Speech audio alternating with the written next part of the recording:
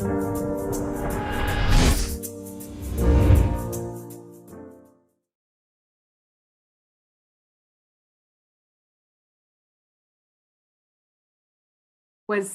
bienvenidos. Vamos a dar inicio con nuestra charla de el día de hoy. Bien. Ay, perdón, es que tengo acá el Facebook. Perdón.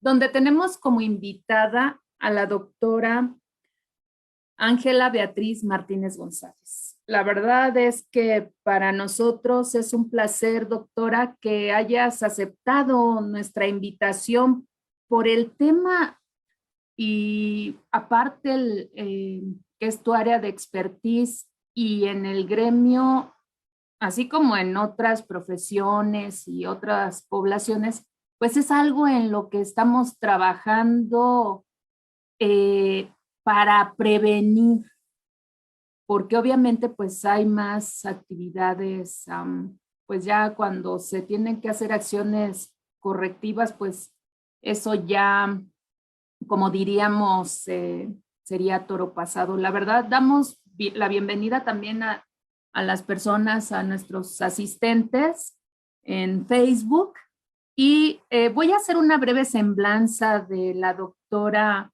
Ángela Beatriz Martínez González, quien es doctora en Ciencias en Salud Colectiva, y ella tiene una licenciatura en Sociología y es egresada de la Maestría en Estudios Latinoamericanos por la UNAM.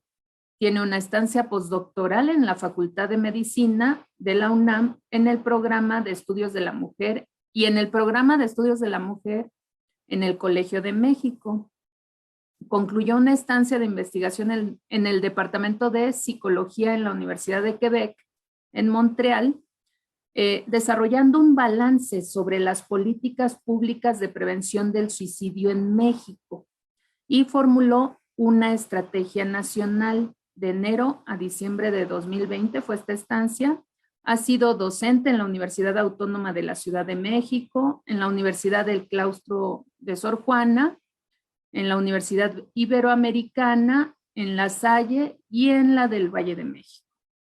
Es miembro del Instituto Nacional de Administración Pública y donde también es tutora y directora de tesis de maestría y doctorado. También participa en la Universidad Autónoma Metropolitana, en la Unidad Xochimilco, en la licenciatura y posgrado, en la licenciatura de Psicología Social y en el doctorado en Ciencias en Salud Colectiva. Formó parte del Comité de Evaluación y Recomendaciones del Consejo de Evaluación del Desarrollo Social de la Ciudad de México, Evalúa. También, como consejera ciudadana, coordinó evaluaciones externas sobre la política social de la Ciudad de México, así como estudios y emitió recomendaciones bajo los criterios de derechos humanos y enfoque de género en programas sociales de 2014 a 2018. También ha sido examinadora en revistas como Salud Mental del Instituto Nacional de Psiquiatría, Ramón de la Fuente, en la revista CES, Psicología de la Universidad de Medellín, en Colombia, la revista de la Facultad de Medicina de la Universidad Nacional de Colombia, y también en la Comisión Nacional de Arbitraje Médico, CONAMED, en Quaderns de Psicología, en la International Journal of Psychology de la Universidad de Barcelona y como evaluadora de proyectos en la Universidad de la República de Uruguay. También ha presentado resultados de estas investigaciones en congresos nacionales e internacionales y tiene publicados capítulos de libros y en revistas precisamente relacionados con las pesquisas acerca del suicidio, el estigma y padecimiento neurológico y evaluación de políticas públicas. Y también ha sido becaria del CONACYT y obtuvo la medalla al mérito académico durante los estudios de doctorado. Y la verdad, este es un resumen, nada más. Doctora, bienvenida y muchas gracias nuevamente por estar con nosotros. Te cedo la palabra, bienvenida. El micrófono. Buena tarde, muchísimas gracias, doctora Laura. Al contrario, es un gusto estar con ustedes, con la Federación y en este medio y sector tan importante, justo hoy que estamos en una pandemia de COVID, cobra relevancia todo el trabajo que ustedes hacen. Agradezco mucho la invitación. Muy buena tarde a usted, a su equipo y a todas las personas que hoy nos acompañan a través de Facebook. Muchísimas gracias. Voy a proceder a hacer eh, la parte técnica para compartir la pantalla.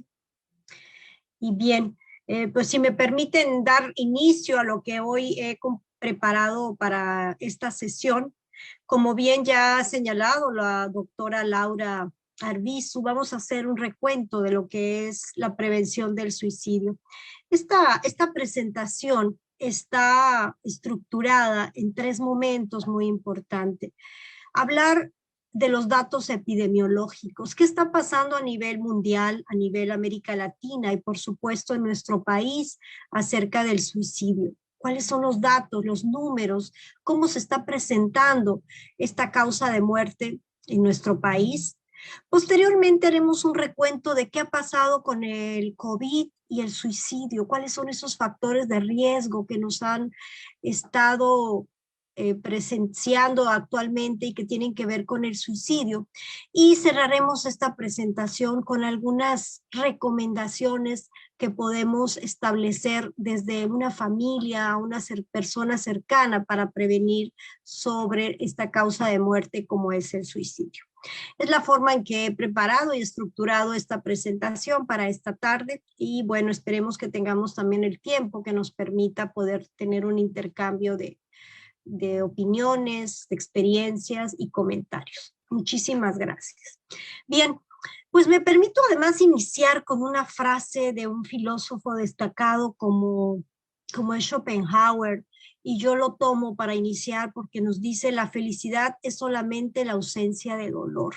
¿Y por qué también inicio? Porque a veces la pérdida del sentido de vida, la ausencia de felicidad nos lleva a la pérdida también de lo que es la esperanza, lo que es la felicidad, y eso a veces está muy asociado con el suicidio en algunas circunstancias. Entonces, Camus nos dice que el suicidio es un problema filosófico. ¿Y por qué retomo esto? Porque una de las situaciones más importantes que tenemos es que el suicidio ha existido a lo largo de toda la humanidad.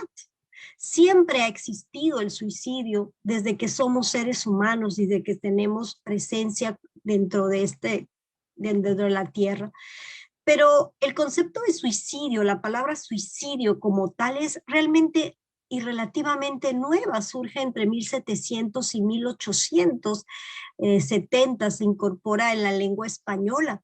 Pero bueno, si el suicidio ha existido, ¿cómo se denominaba a esta forma de muerte? Pues hay muchas investigaciones que tratan de abordar precisamente que tenía algunos nombres como desesperación, desperatus, muerte por mano propia, ¿no? Entonces, así con este tipo de perífrasis, como llaman algunos investigadores, es como ha existido la forma en que se enuncia en la historia de la humanidad esta causa de muerte. El suicidio ha existido incluso dentro de la misma religión, dentro del testamento se hablan de suicidios, dentro de todas las culturas y todos los momentos históricos de la humanidad hay muchas formas de definirlo y de entenderlo. Por tanto, el suicidio es un fenómeno multidimensional. Siempre queremos buscar una causa. La causa puede variar de acuerdo a un país, a una región, a una persona. Es un fenómeno multidimensional, multicausal. ¿Qué quiere decir esto? Que muchos factores que pueden ser sociales, psicológicos, económicos, se conjugan al mismo tiempo, lo individual de una persona, como lo externo, el contexto y lo social. Todo eso se conjuga al mismo tiempo para que una persona pueda en algún momento llegar a pensar que la vida no tiene sentido y que la muerte por mano propia es la forma de poner poner fin a su vida. Entonces, muchos estudiosos desde la psicología, la sociología, la psiquiatría y desde diferentes disciplinas científicas se ha buscado una forma de explicar y de comprender esta causa de muerte, que además hoy se sabe que es prevenible. Por tanto, el suicidio se puede prevenir y tenemos que hablar del suicidio de forma abierta. Esa es una de las primeras formas para evitar el suicidio en una persona. Entonces, es así como el suicidio ha existido y ha tenido presencia a lo largo de la humanidad, entendido como este hecho en el que una persona atenta contra su propia vida, ¿no? Podemos reducirla en esa dimensión, sin embargo, no olvidemos que es una serie de muchas circunstancias que llevan a una persona. De acuerdo con la Organización Mundial de la Salud, que es un referente necesario para hablar de estos temas, el suicidio está asociado a diferentes fenómenos y diferentes factores. Y ellos nos han dicho, la Organización Mundial de la Salud tiene inclusive un documento de suma importancia que se llama el SUPRE, que es el documento que integra una serie de lineamientos generales para la prevención del suicidio, y en la OMS se han hecho una serie de investigaciones sustentadas en evidencia científica que permiten dar directrices a todos los países para poder hacer intervenciones en prevención del suicidio. Bien, sentado esto, ¿cómo se expresa el suicidio en términos de número? ¿Cómo se distribuye dentro de la población? De acuerdo precisamente con la Organización Mundial de la Salud, cada 40 segundos una persona se suicida en el mundo y aproximadamente entre 800,000 y 1 millón de personas mueren cada año en todos los países por esta causa de muerte.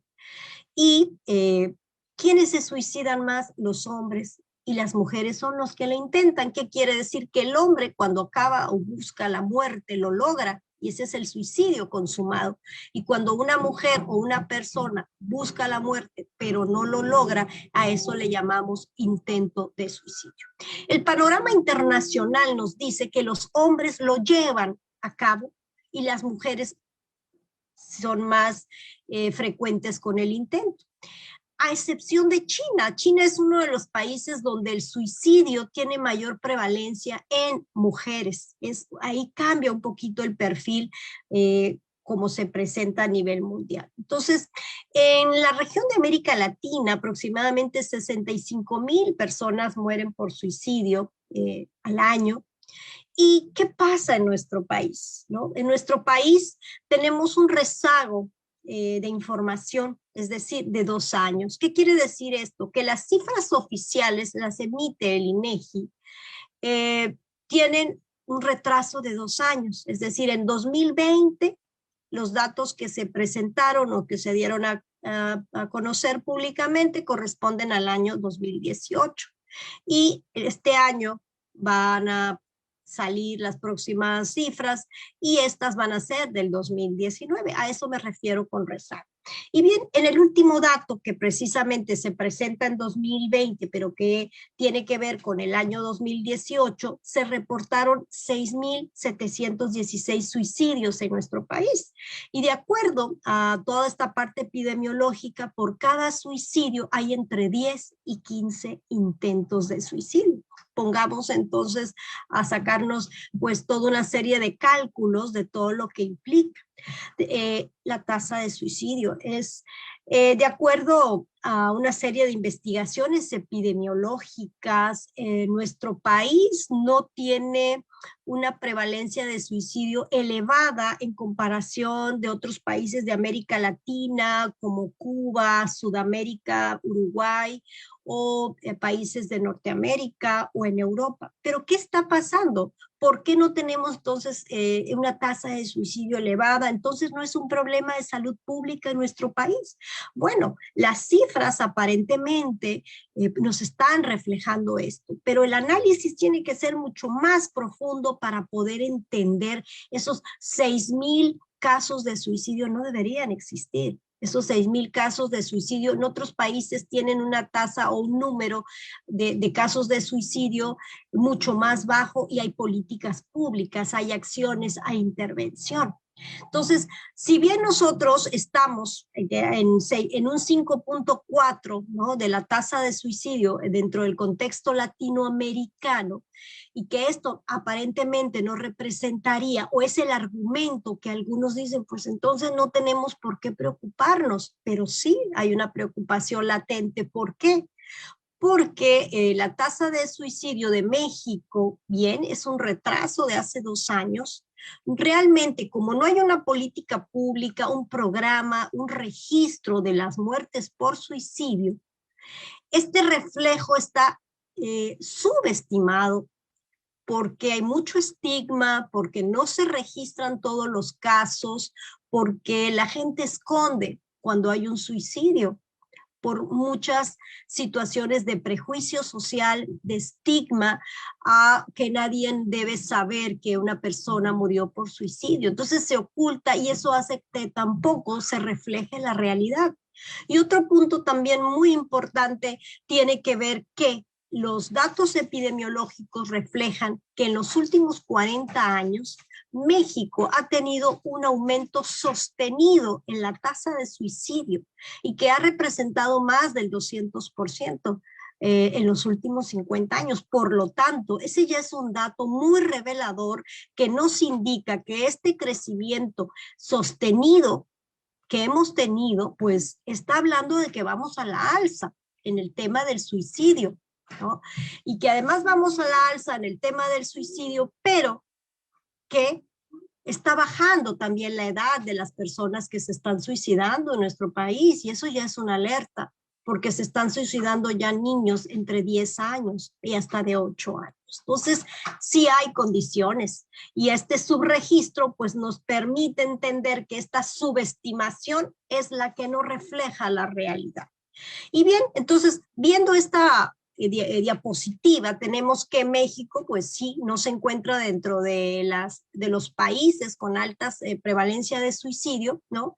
Sin embargo, bueno, esta es parte del análisis que tenemos que encontrar para entender por qué no estamos dentro de esas cifras. Pero todos los países que se han mencionado o que se pudieron haber visualizado en la diapositiva anterior, la mayoría tienen una estrategia, planes de prevención del suicidio, y habla de la preocupación que hay. Esta gráfica nos ve dónde está México en el contexto latinoamericano, y lo que podemos ver es que hay un ascenso, ¿no? Del año 2000 a 2015, el ascenso de nuestro país es muy elevado. Entonces, y eso es el crecimiento sostenido. Y desde el terreno de la salud pública, prevención quiere decir evitar que algo llegue a una fatalidad o a un aumento. Entonces ya hay evidencia científica para tomar decisiones de política pública e intervenir para evitar que esto siga ascendiendo. Y entonces tenemos que prevenir el suicidio en nuestro país. Bien, y como yo les comentaba, precisamente la tasa tiene que ver por 8.9 por cada 100,000 habitantes, y se da 2 de cada 100,000 son mujeres.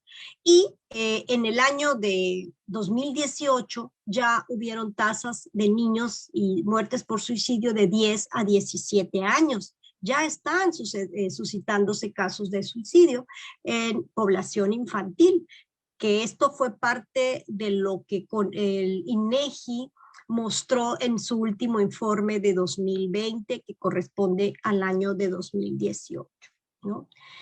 Entonces, cuando yo hablaba precisamente de este aumento de hace más de 40 años, que son algunos investigadores como Borges y colaboradores han investigado que de 1970 a 2007 hubo un 275% de aumento de suicidio. Pues estamos hablando de 1970, ya 2007 ya han pasado, ¿no?, más de 15 años, que pues entonces nos está hablando de un problema de salud. ¿Y en dónde? ¿Quiénes son los que más se suicidan? A nivel mundial son los jóvenes. Y la Organización Mundial de la Salud considera que una de las prevalencias o uno de los factores asociados tiene que ver precisamente con las enfermedades mentales. Entonces aquí nos dice que más del 50% de las personas que se suicidan atraviesan por un problema de salud mental y sobre todo por problemas como de depresión, ansiedad. Y la pregunta sería, entonces, ¿son los jóvenes que mantienen mayor depresión? ¿Qué está pasando con los jóvenes? ¿No? Ahí que necesitamos conocimiento científico de diferentes disciplinas para poder explicar y entender qué está pasando con la población juvenil. Antes del año 2000, la población que tenía mayor prevalencia de suicidio pues eran las personas adultas mayores. Desde el año 2000 cambia el perfil y cambia hacia la población juvenil. Anteriormente eran las personas adultas mayores, las personas que tenían alguna enfermedad ya o que tenían algún diagnóstico muy severo de salud y eran las que se suicidaban. Pero cuando cambia el perfil y esto empieza a tener un mayor aumento, es cuando se convierte entonces una alerta mundial. Y es en el 2003 que la Organización Mundial de la Salud lo declara como un problema de salud pública y se empieza a gestar toda una serie de directrices mundiales para contribuir en la prevención del suicidio.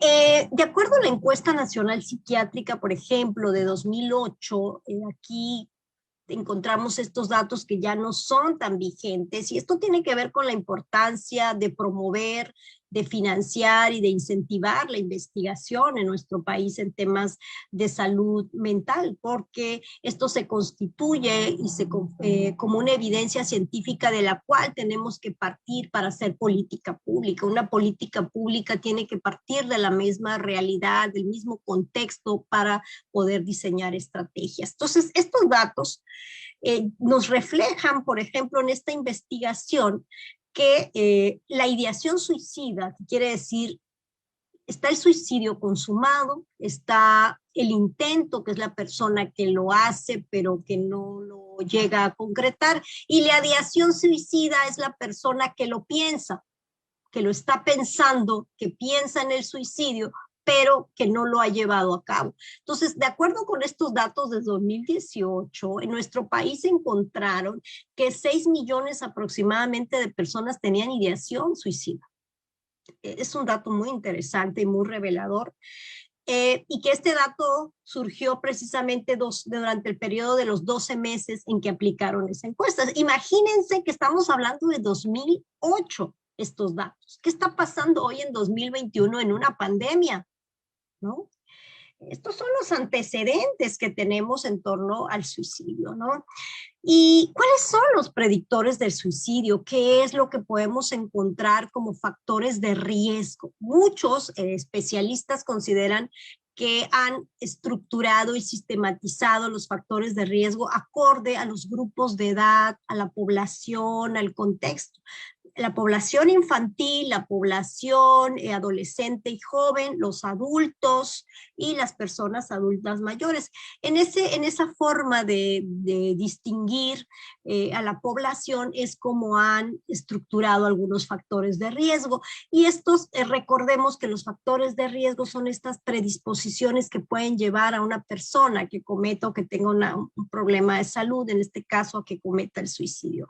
Entonces, en ese sentido, cuando hablamos de estos factores de riesgo, los podemos generalizar. A nivel internacional existen factores de riesgo, pero lo que se sugiere es que cada país vaya haciendo investigación para identificar sus propios factores de riesgo acorde a su población, a su contexto y a su propia realidad, ¿no? ¿Y cuáles son a nivel internacional estos factores de riesgo que nos pueden hablar del suicidio? Uno tiene que ver con la violencia hacia la mujer, la violencia en el seno familiar, tiene que ver con el abuso sexual, el consumo de drogas, el consumo de alcohol, la pérdida de un empleo. Tiene que ver también con algunos otros factores que están asociados, por ejemplo, en los adultos mayores, lo que es el nido vacío, ¿no? Son algunos de los factores de riesgo, tener una enfermedad física, tener una enfermedad mental, algún trastorno de salud mental, son algunos de los factores de riesgo que están asociados con el suicidio. Y es una lista muy grande, recordemos que esto pueden variar. Pero a mí me interesa más abordarlo a nuestro contexto mexicano. La evidencia científica que hay ha demostrado que el intento de suicidio en nuestro país está asociado con el consumo de alcohol y de drogas. Es decir, cuando una persona comete un acto de suicidio, se encuentra bajo los efectos de una droga o bajo los efectos del alcohol.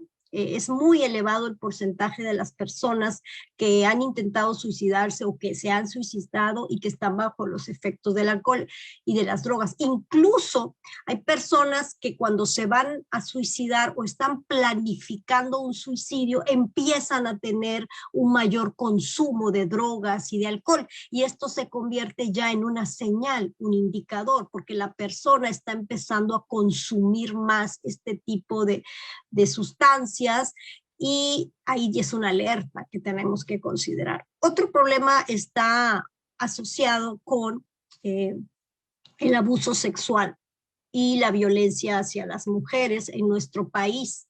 ¿Qué quiere decir esto? Que en nuestro país la evidencia científica y algunas investigaciones de Medina Mora, de Sánchez Loyolo y otros investigadores, y a nivel también internacional, han constituido que la segunda consecuencia de la violencia hacia las mujeres es el suicidio.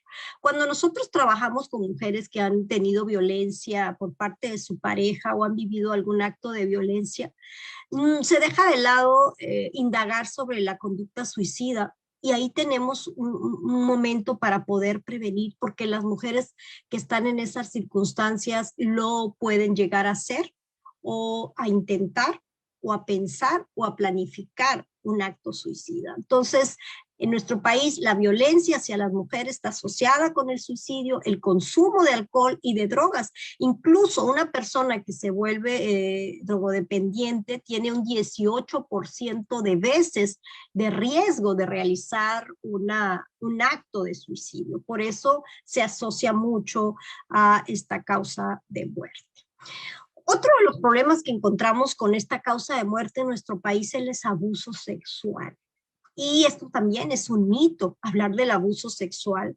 Es un tema tabú, más que un mito, disculpen, es un tema tabú. Si el suicidio ya es un tema tabú, es un tema estigmatizado, la salud mental, pues hablar de abuso sexual es otro tema tabú.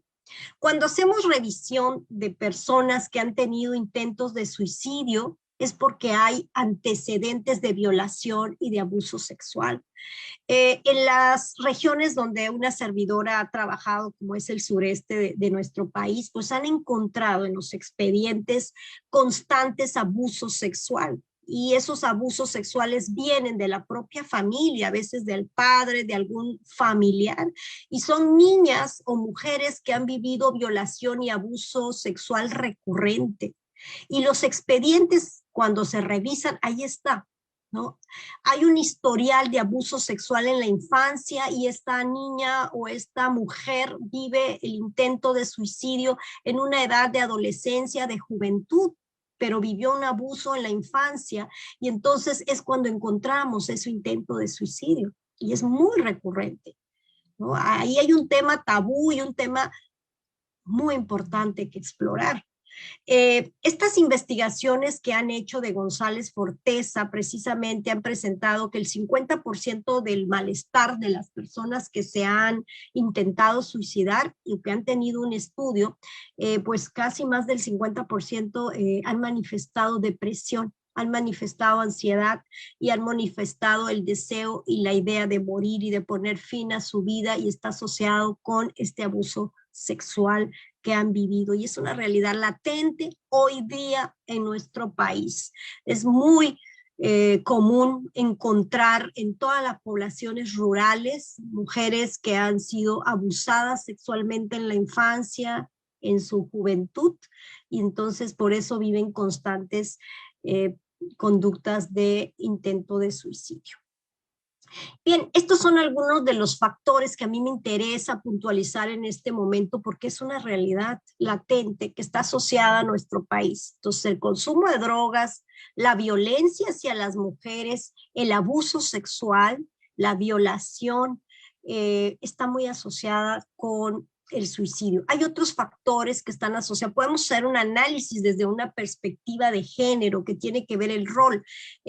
No nos cabe el momento para hacer este análisis, pero en el caso de los hombres, el suicidio y el intento de suicidio está asociado con esta parte del rol de proveedor. Es decir, socialmente, desde un enfoque tradicional, se le asigna al hombre el rol de proveedor. Es decir, tiene que proveer económicamente a la familia. Y cuando el hombre no puede asumir ese rol asignado socialmente, empieza a entrar en una crisis porque siente que no está cumpliendo con lo que socialmente se le ha dado como mandato. Y entonces entra en esa crisis el hombre, por eso muchos hombres que se suicidan están bajo los efectos del alcohol, de la droga, pero además son hombres a veces casados.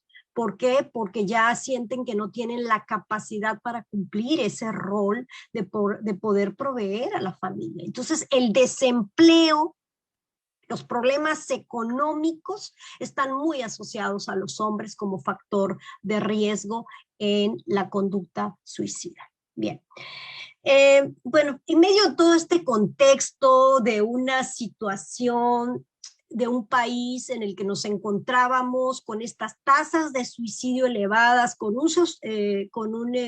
una prevalencia de tasa de crecimiento sostenido, que nos encontrábamos en una situación de depresión por las mismas circunstancias, de problemas de globalización, el desempleo, pues llegamos el 2020 o el año 2020 con una epidemia, ¿no? Si ya traíamos esos antecedentes, que es una situación de carácter mundial, pues ahora nos llega otra causalidad, otra situación que impacta dentro de la humanidad, como es esta epidemia del SARS-CoV-19, y que ha impactado y que nos tiene impactados actualmente y que nos llevó a reconfigurar la vida, a vivir otra forma, a relacionarnos sobre todo con la tecnología y a irnos a un confinamiento, ¿no? Nos tuvimos que aislar para poder evitar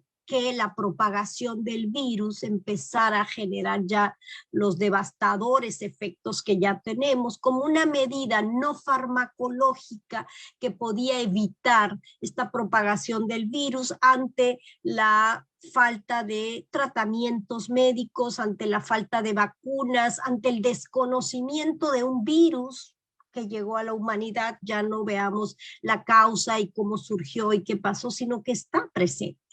Pues entonces hay una serie de estragos, hay una serie de efectos psicológicos y sociales, tanto directos como indirectos, que esta pandemia ha ido generando.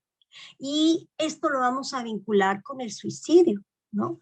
Entonces, pues la ONU nos ha manifestado que con la pandemia y con el confinamiento y esta nueva forma de vivir que hoy tenemos, ha dado paso a un aumento de la angustia, ¿no?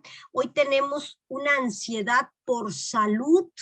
Al principio de la pandemia, hoy surge ese concepto de ansiedad por salud. ¿A qué se refiere esa ansiedad por salud? Que empezamos a hacer compras, a acumular productos con el temor de evitar que nos lleguemos a contagiar. Empezamos a hacer compras, a comprar cosas para poder guardarnos y vivir el aislamiento, quienes podían, porque esto también genera mayor desigualdad social, ¿no? Entonces, eso le han llamado ansiedad por salud, que todos queríamos evitar que este virus se llegara a nosotros, a nuestra familia, a nuestra vida, ¿no? Entonces empezamos a acumular y generar una ansiedad por salud. Empezamos a vivir depresión, ¿no? Y esto se dio en jóvenes, en niños, en adultos mayores y en trabajadores de la salud, a los que se les ha llamado trabajadores de primera línea, ¿no? Y esto también generó otro tipo de, la violencia al interior de la familia, empezó a generar trastornos por consumo y aumento de sustancias, de drogas, de alcohol.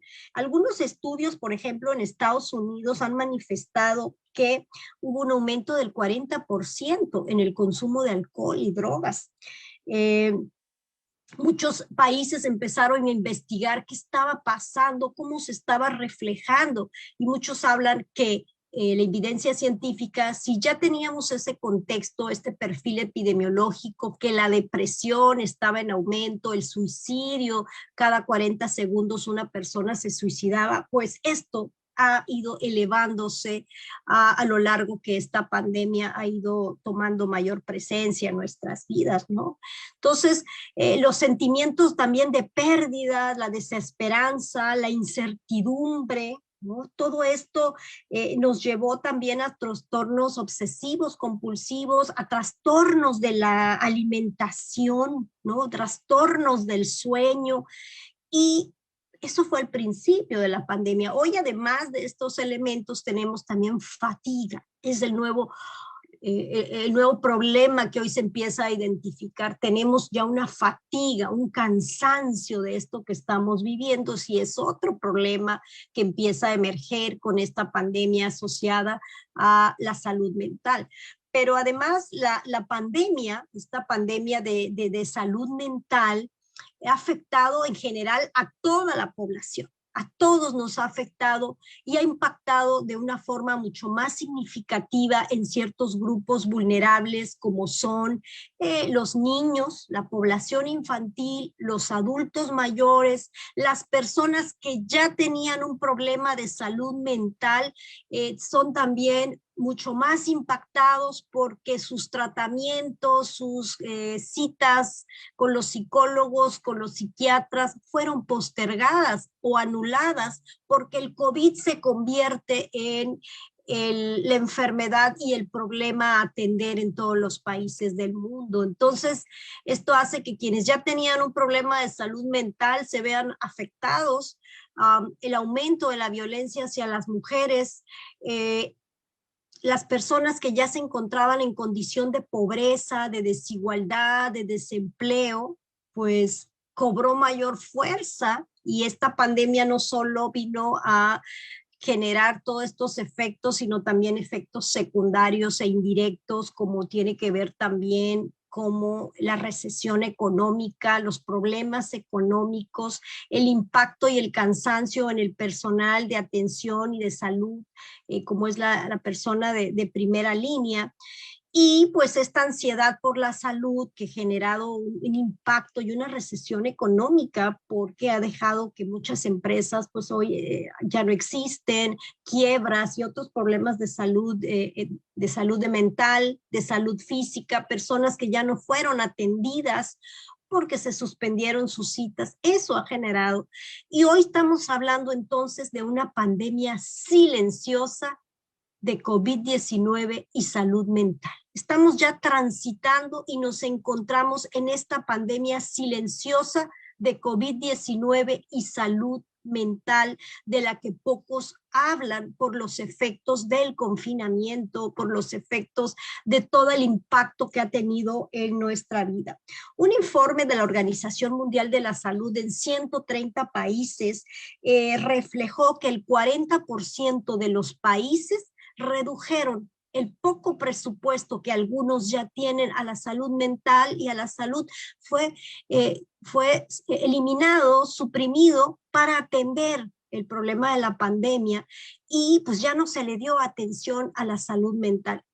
40% fue reducido el presupuesto a la salud mental en aproximadamente 130 países, de acuerdo con la Organización Mundial de la Salud. Y esto ha generado una degradación en la política pública, y lo que la Organización Mundial de la Salud nos dice es que necesitamos hoy inyectar presupuesto a la salud mental porque estamos ya en esta pandemia silenciosa y los efectos directos e indirectos ya se están empezando a visualizar. Sin embargo, aún no hay evidencia completa que nos diga por qué estos efectos pueden durar meses o hasta años. Y es ahí donde desde ahorita se sugiere que el trato y la atención a la pandemia tenga que ver también una acción orientada a la salud mental, ¿no? Entonces, el confinamiento nos generó pues mayor aislamiento, mayor ansiedad, esta ansiedad por la salud, y nos generó también desempleo. ¿Y qué ha pasado? ¿Por qué ha pasado? Por ejemplo, en países como Japón hay un incremento del suicidio. Ha sido notas e información de mayor impacto en los últimos meses que en Japón el suicidio era más elevado que el COVID. La gente se estaba suicidando más y había datos mucho más impactantes por suicidio que por COVID en países como Japón. En virtud de que ahorita no hay registros y se ha dejado de lado otros temas de salud por la pandemia, algunos registros ya hablan de incremento de suicidio a nivel mundial y por eso te recomienda que se atienda el tema de esta pandemia silenciosa que es el de la salud mental. Otro factor también que está impactando es en la población infantil, en los niños sobre todo, que fueron desarraigados de esta forma presencial de estar en la construcción de una identidad y de estar relacionándose con el otro, y tuvieron que aislarse. Ellos están empezando a tener un proceso de socialización y tuvieron que irse al confinamiento. Entonces, los niños son una población mucho afectada y no hay o no se han establecido en nuestro país particularmente una política pública o una acción o directrices que tomen en cuenta los efectos que tiene hoy en la población infantil. Las escuelas públicas y privadas deberían instaurar una estrategia de educación virtual cuando las condiciones así lo ameriten. ¿Por qué? Porque los niños no pueden estar horas prolongadas en una computadora y por su misma condición de niños se les está tratando como adultos o como si estuvieran en clases presenciales. Es un dato que a mí me parece importante que se tiene que tomar y analizar en cuanto a la población infantil y los efectos que no se están considerando en su salud física y salud mental, ¿no? Entonces, tan altas horas, mucha carga de actividades académicas, actividades como le llaman, de tareas, y que estas no están considerando que están en un confinamiento, que están aislados. No estamos en casa llevando un espacio de convivencia, porque entramos a un confinamiento y se reconfiguró el rol de la familia, ¿no? Entonces, este confinamiento nos ha dado entonces a cambios en la familia, cambios en la forma de trabajo, cambio en la vida escolar, ¿no? Y jornadas laborales también extensas, donde no hay un respeto de los horarios y de los tiempos de la población que está activamente laborando, ¿no? Y precisamente es lo que hablo, la familia. Hoy la familia empieza a tener un impacto porque personas perdieron el empleo, padres empezaron a consumir mayor alcohol o a generar mayor violencia hacia los niños. Se habla de que los niños están siendo mayormente violentados. Los padres consumo de alcohol porque han perdido algunos el trabajo. Maltrato hacia la pareja, hacia las mujeres, se ha incrementado también a nivel mundial. Y el abuso sexual, ¿no? El incremento de la droga. Estas familias están ahí latentes porque ahora no se sabe los espacios en los que están conviviendo y el hacinamiento que que se encuentran. A veces las condiciones de las viviendas no son óptimas y también generan problemas de salud por humedad, por la falta de ventilación, de luz, y todo este tipo de circunstancias y no tienen espacios adaptados para hacer lo que es el teletrabajo, la teleeducación.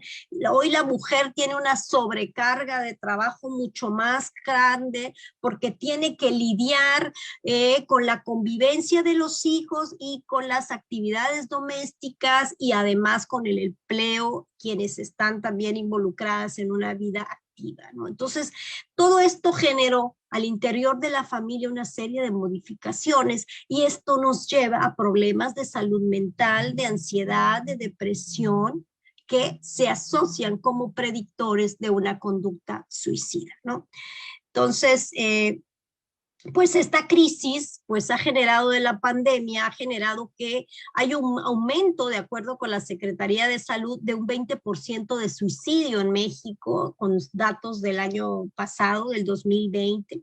Y de acuerdo con el Instituto Nacional de Psiquiatría, las consultas en salud mental el año pasado aumentaron a un 30%. Y en el primer semestre de 2020 se hablaba de 3.665 suicidios en México el primer trimestre del 2020. Y de enero a junio aproximadamente se hablaban de 2.000 a 3.000 intentos, por ejemplo, en 2019, ¿no? Lo que cambia la cifra. No tenemos datos con mucha evidencia, no tenemos información confiable, pero estos son algunos de los elementos. ¿Cómo podemos identificar que el suicidio se está elevando, además con poca evidencia de investigación? Pues es que si estamos hablando que la violencia hacia las mujeres es uno de los factores de riesgo para el suicidio y esta se ha elevado, pues estamos hablando que el suicidio se ha ido elevando en estas mujeres. La Red Nacional de Refugios atendió 14.599 mujeres con hijas e hijos entre marzo y junio de 2020 por consecuencia de violencia en el interior de la familia. Y si sabemos que la segunda consecuencia de la violencia hacia las mujeres es el suicidio, estamos hablando que 14.599 mujeres estaban en riesgo de cometer o cometieron o idearon o pensaron o intentaron un suicidio, ¿no? Y de esos también 21.000 personas fueron canalizadas a 69 refugios y se incrementó a un 71% el número de llamadas atendidas en este año, ¿no? En esta gráfica podemos ver cómo fueron incrementando las llamadas por violencia hacia las mujeres a lo largo de esta pandemia durante todos los meses, como se puede registrar en esta pequeña gráfica que ustedes están visualizando, ¿no? Entonces, eso es un predictor que nos está hablando, que está asociado con el suicidio.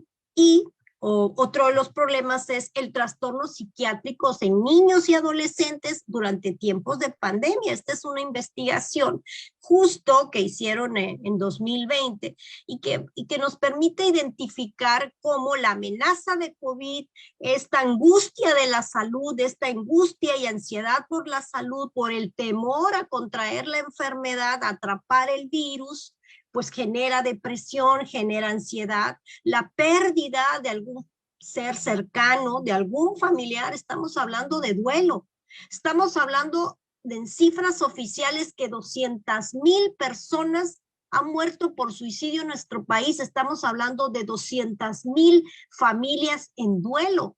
¿Y cuántos miembros tiene cada familia? Estamos en 200,000 personas en duelo, 200,000 personas que han pasado por una sensación de angustia, de depresión, de ansiedad, que están procesando la pérdida, no solo de un ser querido, sino de otros elementos, pérdida del trabajo, pérdida de bienes materiales, pérdidas. Esto habla de una situación, por eso es la salud mental silenciosa, ¿no? Estamos hablando de crisis sanitarias y personas que no están teniendo una atención porque todo se ha canalizado al COVID. Estamos hablando que la familia tiene pérdidas y desempleo, estrés, problemas económicos, consumo de alcohol, violencia y otros factores.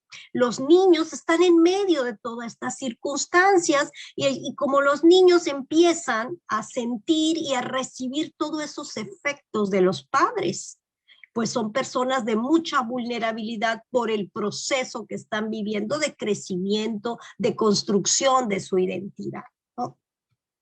Y bien, la violencia hacia las mujeres y pues algunas investigaciones, por ejemplo, yo aquí ponía el caso, que esta ya es una diapositiva que no está muy actualizada, pero ¿qué se recomienda o qué dice la evidencia científica a nivel internacional? Que necesitamos de investigaciones multidisciplinarias y de todas las disciplinas científicas para poder abordar este problema de suicidio. No es un tema únicamente que compete a médicos. Es un tema que involucra a diferentes disciplinas científicas para poder hacer un abordaje en todos los problemas que se están suscitando en la sociedad y que están generando un cambio en la humanidad, ¿no? Pero en medio de todo esto, ¿cómo vamos a enfrentar este problema cuando la distribución de los especialistas de salud mental en nuestro país es muy mínima? Tenemos 3, 4 puntos psiquiatras por cada 100,000 habitantes, ¿no? De acuerdo al 2011, y en 2016, 4,393 psiquiatras por cada 100,019 habitantes, lo que representa una tasa de 3,68 psiquiatras por habitantes. Eso es lo que tenemos. Pero además, estos 4,000 psiquiatras están distribuidos particularmente en la región del centro del país, en Jalisco y en Nuevo León. Es en donde se encuentran distribuidos. ¿Y qué pasa con las otras regiones del país, ¿no? Esas regiones están sin poder ser atendidas. Y eso nos genera pues una serie de preocupaciones en esta epidemia silenciosa de salud mental, ¿no? Y bien, ¿qué pasa entonces en este tema con el suicidio? Pues el suicidio está latente, está en crecimiento, aún no sabemos estos datos que el INEGI pueda estar recabando, los hospitales, porque muchas muertes no están siendo registradas, se está viendo subestimación, se están desviando los números y el dato. Y el suicidio, pues no solo se mide por el hecho de haberse logrado, sino también por la ideación, la planeación, el intento. Desde ahí se mide el suicidio y es lo que nos permite prevenir. ¿Qué hacer entonces en este desolador contexto que estamos viviendo? ¿Qué tenemos que hacer? Todos podemos prevenir el suicidio y tenemos que hablar de suicidio y tenemos que trabajar de forma comunitaria, integrarnos, multidisciplinaria y afrontar este problema. Porque como la misma Organización Mundial de la Salud lo ha manifestado, las instancias de gobierno se han quedado limitadas ante la dimensión del problema, y es aquí cuando la sociedad tenemos que intervenir, las organizaciones civiles, las federaciones y todos estos grupos, la iniciativa privada, todos tenemos que hacer redes para poder contribuir en esta tarea que es muy importante porque los efectos son devastadores.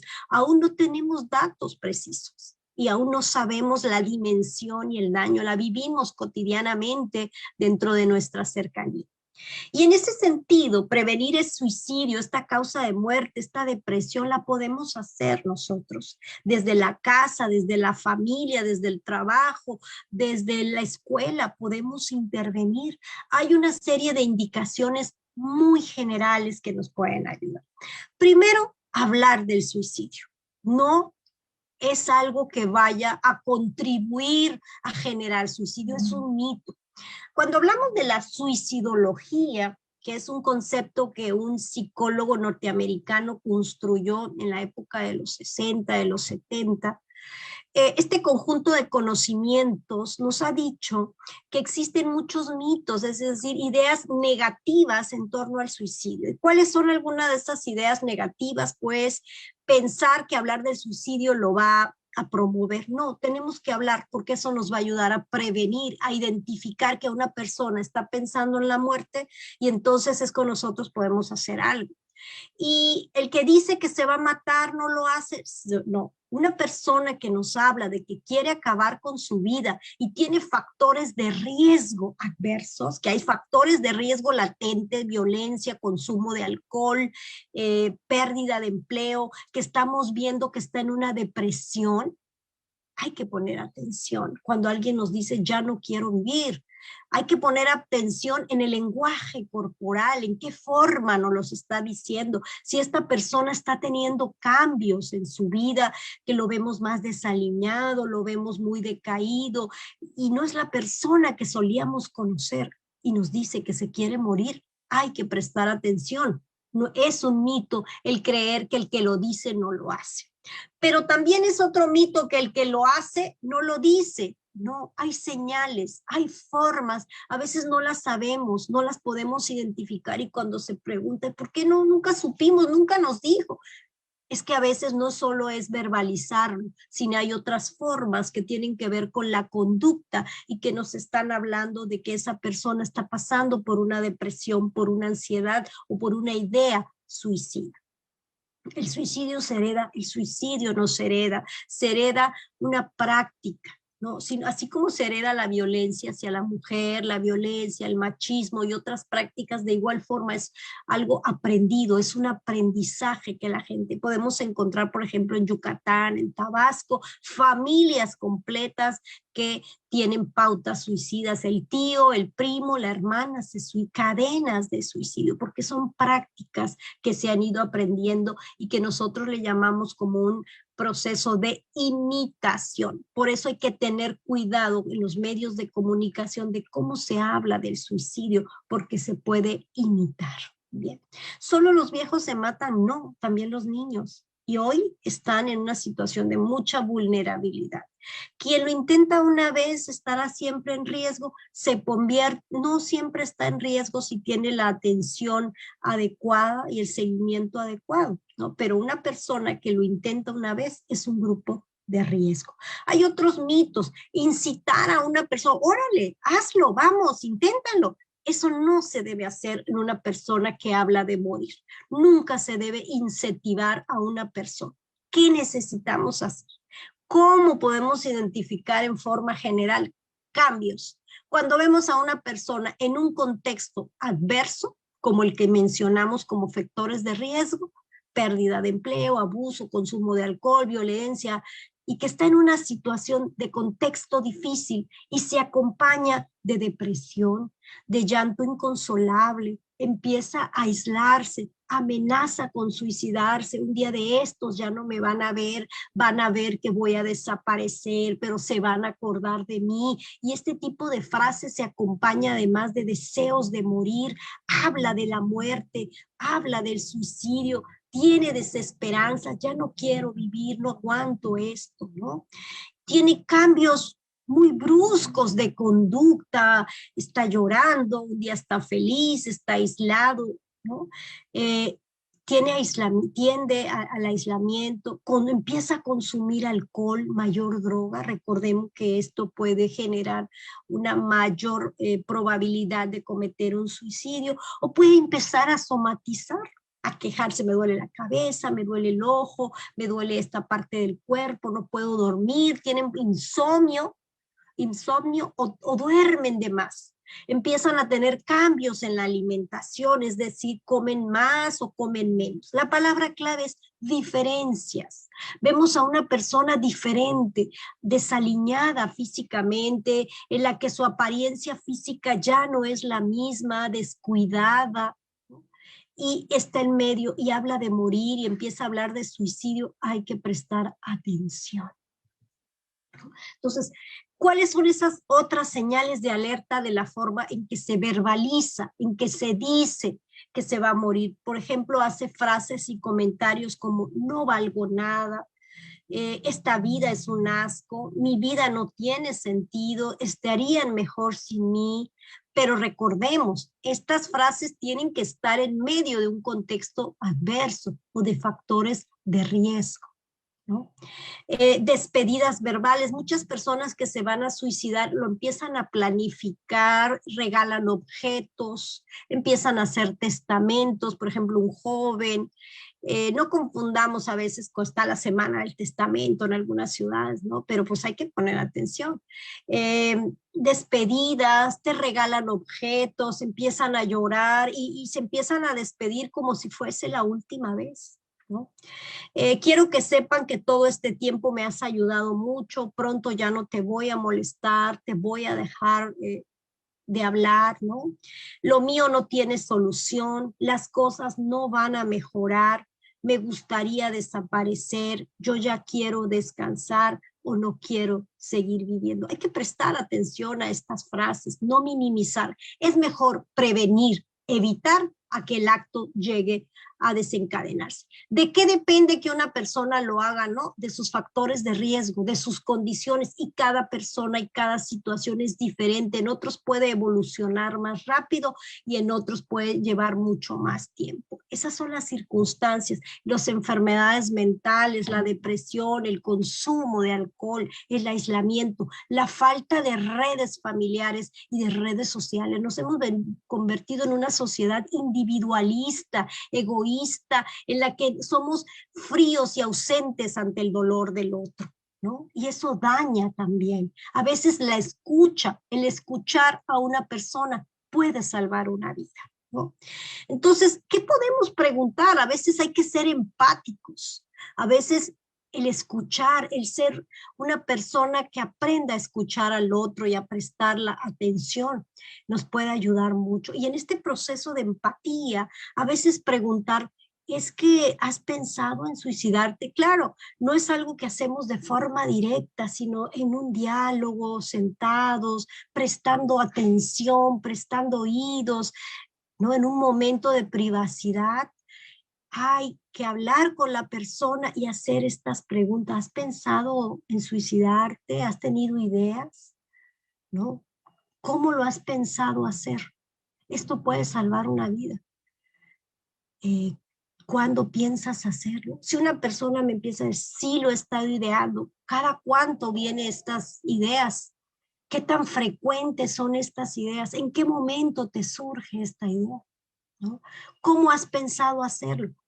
Es la forma de preguntar sobre el plan. Una persona que te habla de un plan suicida y que lo tiene muy estructurado y que te dice cómo, con qué método, qué día, entre más planificado una idea suicida, el riesgo es mucho más alto, ¿no? Hay personas, las personas lo planifican y te pueden hablar de días, de fechas, de horarios y definen hasta el método. Entonces, ahí estamos hablando de riesgos muy altos, por eso es que hablarlo nos ayuda a prevenir, porque es entonces cuando vamos a evaluar que este riesgo es alto y que tenemos que actuar. Y si es solo una idea, si la tiene latente, inclusive preguntar si ya lo intentó. ¿Y qué efectos tuvo? ¿Fuiste a un hospital? ¿Qué tomaste? El método también es un predictor del riesgo. Una persona que ya intentó suicidarse se convierte en un grupo de riesgo, ¿no? Entonces, estas son algunas de las preguntas que nos pueden ayudar a salvar una vida y que no necesitamos ser expertos para poder identificar esto y prevenir, ¿no? En las escuelas ocurre muy frecuentemente el suicidio y a veces no se sabe cómo actuar allí. Hoy la palabra que va a empezar a tomar fuerza es resiliencia.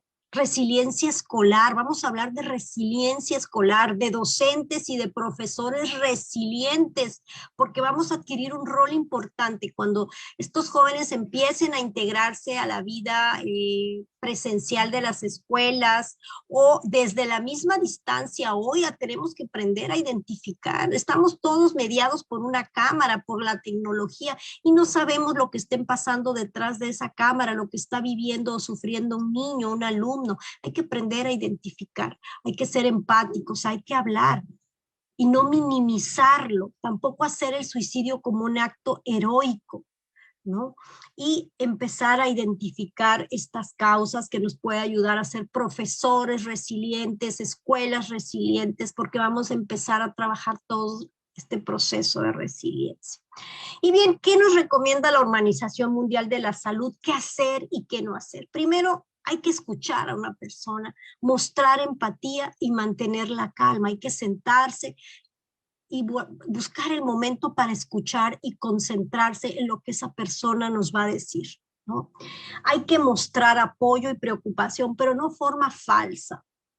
Fingir, no, porque las personas están susceptibles, están vulnerables, están en un pensamiento de túnel, que es como están en un proceso de ambivalencia entre la vida y la muerte. Ellos no ven más allá. A eso le llamamos pensamiento de túnel, que solo están viendo la idea de muerte y son muy obsesivos con eso y no ven más allá, ¿no? Tomar en serio la situación y elevar el grado de riesgo, evaluar el grado de riesgo. ¿Cómo? Entre más planificado, más detallado nos diga cómo se va a suicidar, el riesgo es mucho más elevado. Que ya nos diga hasta ya tengo el arma, la cuerda, todo lo que vaya a usar, eso nos habla de riesgo. Preguntar acerca de intentos previos, ¿y ya lo has intentado? ¿Lo has pensado? ¿Cuándo? ¿Hace cuánto? ¿Cuando eras niña? ¿Ahora? ¿Qué tiempo? ¿No? Identificar otros apoyos. Bueno, esto no es un secreto que se tenga que guardar. Esto tenemos que hablarlo, pero hacerlo ver a la persona en la medida de lo posible, sensibilizar de la importancia que necesita que se le ayude. Y se tiene que buscar otras redes familiares, otras redes de ayuda psicológica, otras redes de apoyo dentro del personal de salud, de la familia, ¿no? Hay que buscar estas redes y que la familia le dé una acogida. No se recomienda, bueno, ahorita vemos, no juzgar. Otra de las cosas que hay que hacer es eliminar todo lo que esté al alcance de esta persona que pueda llegar a cometer el acto suicida. Quitar medicamentos, si está tomando un medicamento, quitárselo y que otra persona se la pueda dar. Todo lo que líquidos, las mujeres lo hacen mucho con los productos de limpieza, con el cloro, con insecticidas, ¿no? Y todos esos productos, cuerdas, cinturones, todo, navajitas para las cejas, navajitas para afeitar, cuchillo, todo esto hay que tratar de eliminar y que no esté al alcance de la persona, ¿no? Y si el riesgo es muy alto, pues nunca se debe dejar sola a una persona que está en riesgo de suicidio, jamás. Y hay que hacer redes familiares, no juzgar a la persona es un punto importante, juzgarla, criticarla. Esta persona está bajo un dolor psicológico y no tiene otras habilidades para poder encontrar una solución al problema que la queja. Está en una ambivalencia. Esta persona no quiere morir, quiere vivir, pero no sabe cómo. Ha perdido sus habilidades psicológicas, sus habilidades sociales. Y entonces hay que darle el apoyo. No ignoremos la situación, no mostrarse concernado y hacer promesas que no se van a cumplir, porque esta persona está muy susceptible, está muy vulnerable, es una persona que trae un dolor y que entonces necesita mucho apoyo. Retarla, bueno, intenta, hazlo, toma, tampoco. Hacer que es un problema trivial o minimizar, es que quiere llamar la atención muchas veces, y todavía hay profesionales de la salud y profesionales de la salud mental que dicen que quiere llamar la atención, no está llamando la atención. Esta persona tiene un dolor psicológico y no sabe cómo enfrentar. No minimizar, es mejor no minimizar a que pueda suceder el acto. Dar falsas garantías, te voy a ayudar, te voy a apoyar, ya hablé, ya me dijo, ya me desaparecí. No. Si uno se compromete, hay que hacerlo y buscar a las personas cercanas, sus redes familiares, las redes de apoyo psicológico y estar al pendiente de la persona, darle el acompañamiento. A veces es un poco de amor lo que necesita una persona. Nos hemos convertido en una humanidad deshumanizada. Jurar que se va a guardar un secreto y no, tampoco se debe hacer, no es un secreto, es una persona que necesita ayuda. Tampoco es socializarlo y decirle a todo mundo, ¿no? Pues es decir, lo que necesitamos apoyo, necesitas que otras personas te ayuden, entonces tenemos que hablar con alguien, siempre buscar a las personas con las que tenga más empatía, no con las que tenga mayor conflicto.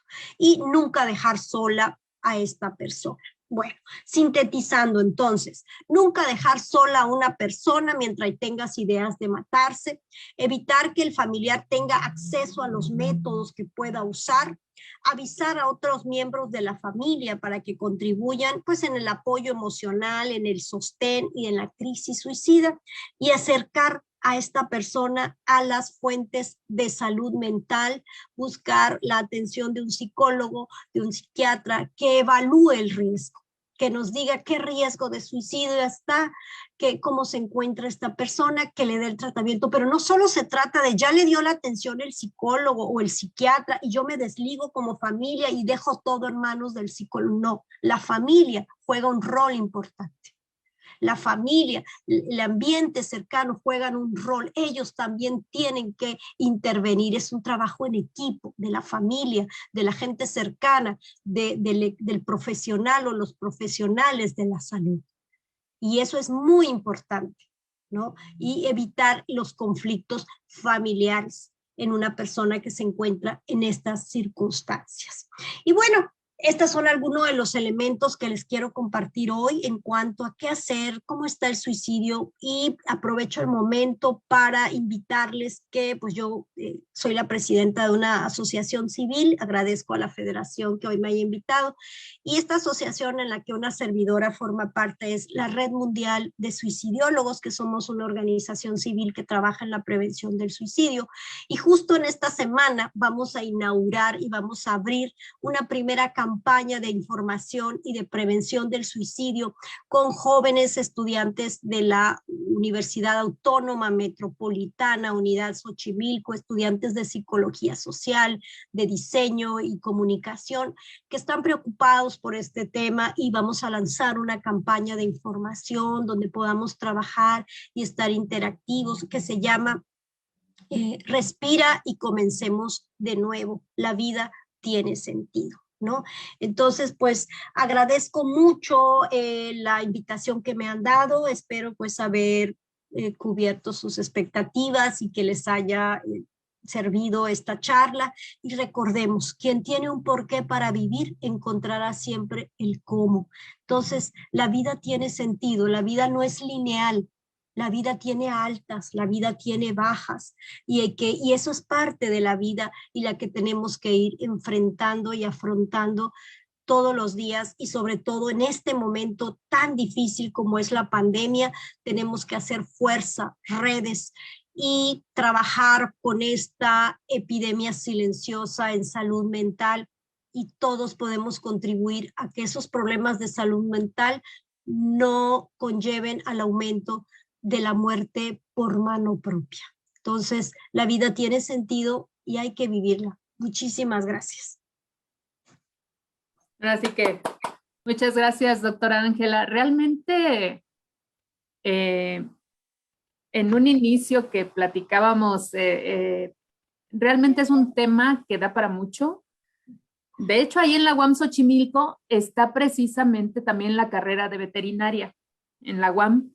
Entonces, también vamos a invitar a nuestros colegas y, o sea, cuando ibas haciendo, ahorita te voy a leer algunas de las intervenciones, pero cuando nos dedicamos a la vida académica, pues sí, gracias por estos tips, porque muchas veces, pues obviamente recurren a uno los alumnos, las alumnas, pues pidiendo ese apoyo, ¿no?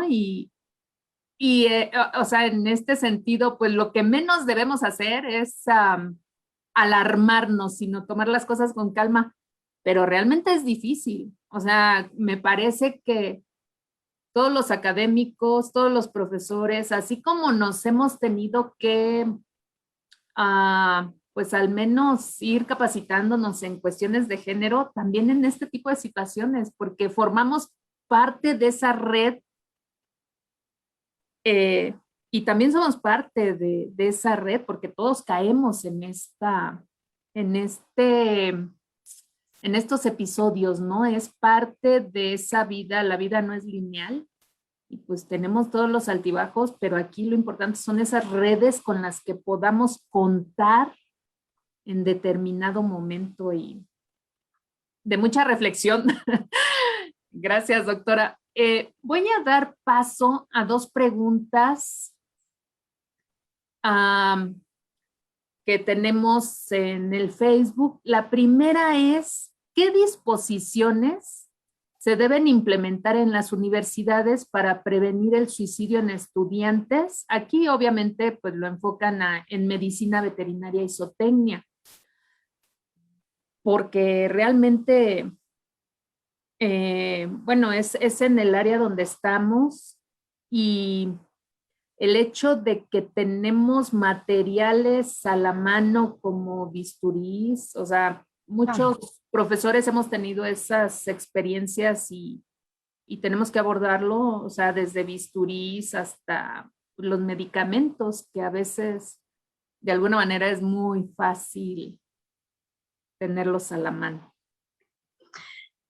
En efecto, doctora, una pregunta muy puntual y muy importante. Desafortunadamente, bueno, los tiempos no nos permiten abordar todo, pero uno de los grupos de mayor vulnerabilidad para el suicidio, y hoy más los profesionales de la salud, primera línea, tienen las altas tasas de suicidio también, porque usted lo ha dicho muy claro, tienen mayor acceso a formas con las que pueden destruirse o morirse.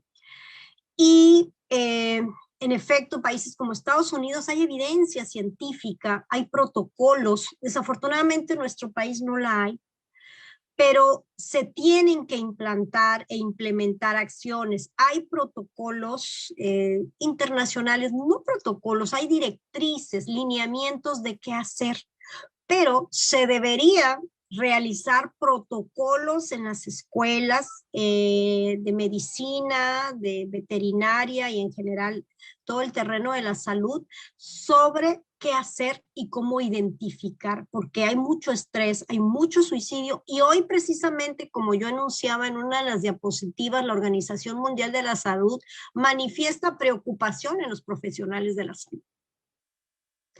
Sí se puede prevenir, hay que hacer intervención, hay que diseñar una estrategia en las escuelas, con mucho gusto podemos apoyar para poder disminuir esta causa de muerte, sensibilizar a los jóvenes, a los profesores. Hoy vamos a hablar, por eso decía, de resiliencia escolar y de docentes resilientes que deben tener ciertas nociones, cierta información de cómo interactuar hoy con estos alumnos que hoy están muchos desertando, que están en condiciones de pérdidas de un padre, de un familiar, pérdidas de empleo por duelos, y están en condiciones de mucha vulnerabilidad o riesgos psicológicos. Entonces, sí se deben hacer y hay ciertos lineamientos muy generales para intervenir en el medio escolar.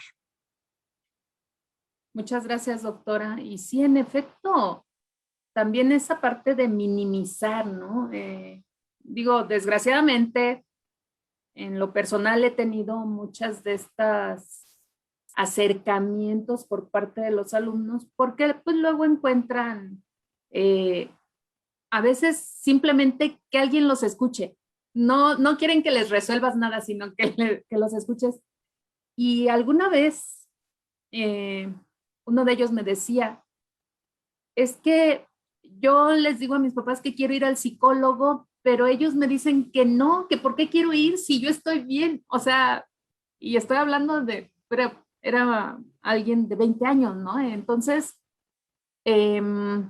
también es esa parte porque uno pues, no puedes involucrarte en la familia o hablar con los papás, entonces tiene uno que buscar también esos mecanismos institucionales.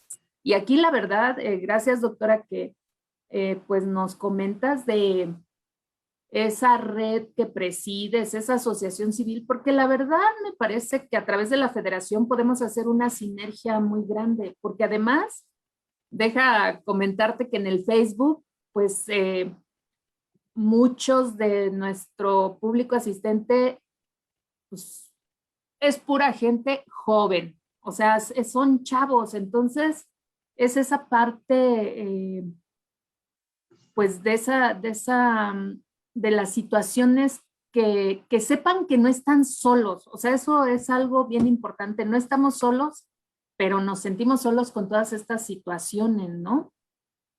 que a veces nos rebasan. La siguiente pregunta. ¿Cómo puedo ayudar a una persona adulta con estas tendencias? Y además, si esa persona comenta que no sirve la ayuda psicológica o psiquiátrica y no quiere ayuda, ¿qué se puede hacer? Muchas gracias, doctora. Esto yo lo asocio ahorita y lo vinculo justo con lo que acaba usted de comentar. El estigma y el prejuicio hacia la salud mental. Tenemos, yo hablo de nuestro país, no digo que otros países no están ausentes, pero bueno, tenemos que aterrizarlo en nuestra realidad. Pero un problema mundial es el estigma hacia la salud mental, es decir, hay una serie de creencias y de prejuicios en las que nadie quiere ir al psicólogo, cuando en otros países es una cultura. Y vemos al psicólogo, al psiquiatra como algo negativo. Entonces, primero hay que sensibilizar, hay que hacer campañas de sensibilización a nivel comunitario de la importancia y romper este estigma hacia la salud mental. Y en el caso de la persona que está en esa situación, una persona que está pensando en suicidarse, como mencioné, está en un pensamiento de túnel, es decir, no ve más allá, y es normal que a veces tenga este tipo de respuestas y de conducta, porque han tenido experiencias no favorables con algunos especialistas de la salud, desafortunadamente, porque tienen prejuicios sociales y estigma hacia la salud mental. Primero, escuchar sus argumentos, por qué dice que no sirven, qué experiencias ha tenido con estas personas. Seguramente ya buscó y no encontró. Y esto muchas veces es porque ser psicólogo o psiquiatra no es sinónimo de que aprendan o tengan un conocimiento especializado en el tema del suicidio. Hay personas que están bajo los tratamientos psiquiátricos y en los hospitales psiquiátricos y acaban de salir y se suicidan con el mismo medicamento que están tomando, con el antidepresivo, porque no se evalúa el riesgo suicida. Se piensa que atender la depresión, que atender el trastorno mental que ha sido identificado, por ende, esta persona va a disminuir el riesgo o la idea suicida.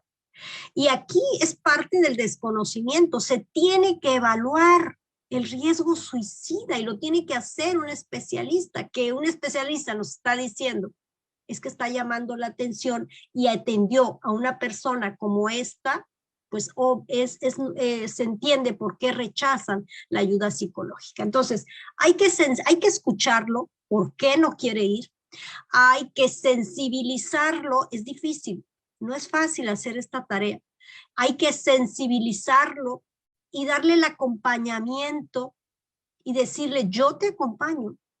Y además, la escucha lo va a ayudar mucho para poder salir de esta crisis y buscar el momento para llevarlo con alguien que lo valore y haga pero con un especialista, ¿no? Esta valoración de riesgo suicida.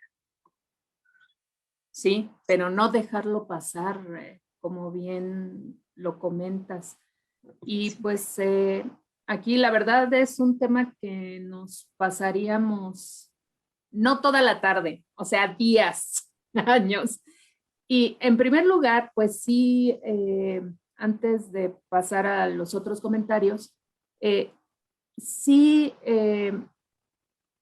cuenta con la Federación de Médicos Veterinarios para promover los programas, el trabajo que estás haciendo si en algo podemos ayudar, porque también nosotros, eso a nosotros nos ayuda como sociedad, porque finalmente somos del personal de salud que estamos en contacto con la sociedad.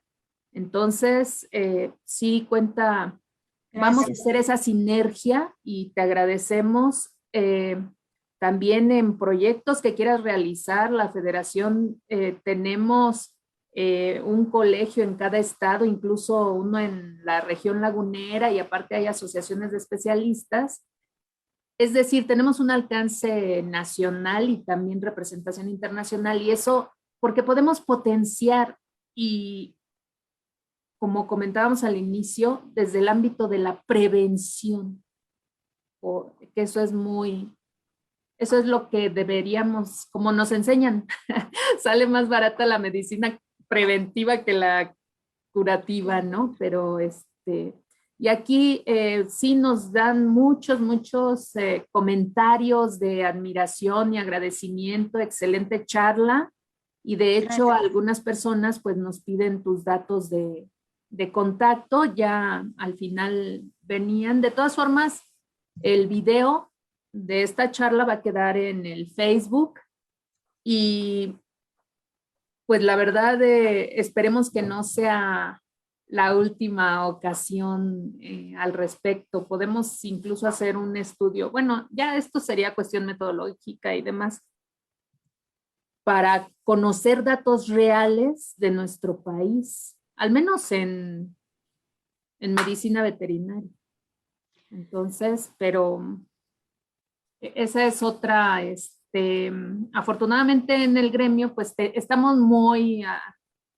estamos bien estructurados y tenemos mucha colaboración también. Como parte de la federación está la Asociación de Escuelas y Facultades. Entonces también tenemos toda esa parte que pudiéramos cubrir y nos daría incluso muchos elementos para toma de decisiones.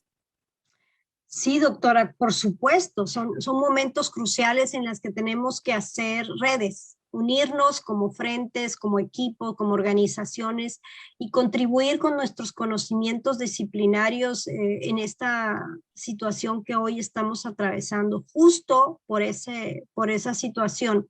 En 2018, todas las personas que estamos orientadas a la prevención del suicidio y las pocas organizaciones que hay en nuestro país nos aglutinamos y nos llamamos Frente Nacional para la Prevención del Suicidio. Y estamos aglutinados y me permito compartir al público que en 2019 hicimos 3 talleres y 3 foros, uno en el Senado y la Cámara de Diputados, y se habló sobre la importancia de la política pública y por primera vez en la historia de nuestro país hicimos un parlamento abierto con una senadora llamada Mónica Fernández Balboa y se hizo el parlamento abierto y allí se propuso o ella presentó la iniciativa para abrir un capítulo de prevención del suicidio a la Ley General de Salud. Y es el primer avance que como frente logramos hacer. Entonces, si nos integramos, no solo quienes trabajamos suicidio, sino también otras organizaciones, podemos empezar a empujar a nivel nacional, no solo una estrategia, sino investigación. Sí. ¿No? Esto nos hace fuerza porque como organizaciones civiles tenemos pues esa posibilidad, ¿no? Y no, esto es más allá, es apoyar a la sociedad porque hoy se necesita mucho apoyo por todo el dolor que hay en nuestra sociedad, hay mucho dolor, hay duelo, hay pérdida y la gente no sabe para dónde canalizar y esto nos puede ayudar a evitar mayor violencia, mayor crimen, ¿no? Así es, y en vez y diríamos salir de esa visión de túnel, porque de alguna manera como sociedad también estamos inmersos en esto y además que vemos muchas situaciones y a veces decimos, bueno, ¿qué podemos hacer? Pues me parece que tenemos mucho que hacer. Y doctora, la verdad ha sido un placer y como te comentaba, esperamos que no sea la última ocasión, de verdad, en el Facebook. Ya después tendrás oportunidad de leer puntualmente los comentarios y excelente charla. De verdad que esto no solo es para reflexión, sino nos deja mucho trabajo por delante y reitero, también a nombre del doctor Palafox, que sigue en reunión, como comentábamos, pero queremos hacer sinergia en este gran trabajo que estás haciendo y retroalimentarnos. Te agradecemos mucho y estaremos en comunicación continua. Muchísimas gracias. No, al contrario, gracias por permitirnos compartir un poquito de lo que hay en torno a este tema. Y pues claro que sí, bienvenidos todos y hagamos equipo para contribuir y ayudar a nuestro país. Gracias. Muchas gracias a ti y seguiremos trabajando en conjunto. Gracias. Te haremos llegar tu constancia virtual. Muchísimas gracias, gracias. Pues les agradecemos a todos su asistencia y como ya saben, estén pendientes. Esperemos próximamente tener otra charla con la doctora Ángela y muchas gracias por su asistencia a esta charla. Doctora, nuevamente te agradecemos. Un abrazo y síganse cuidando todos. Adelante, muchísimas gracias. Hasta luego.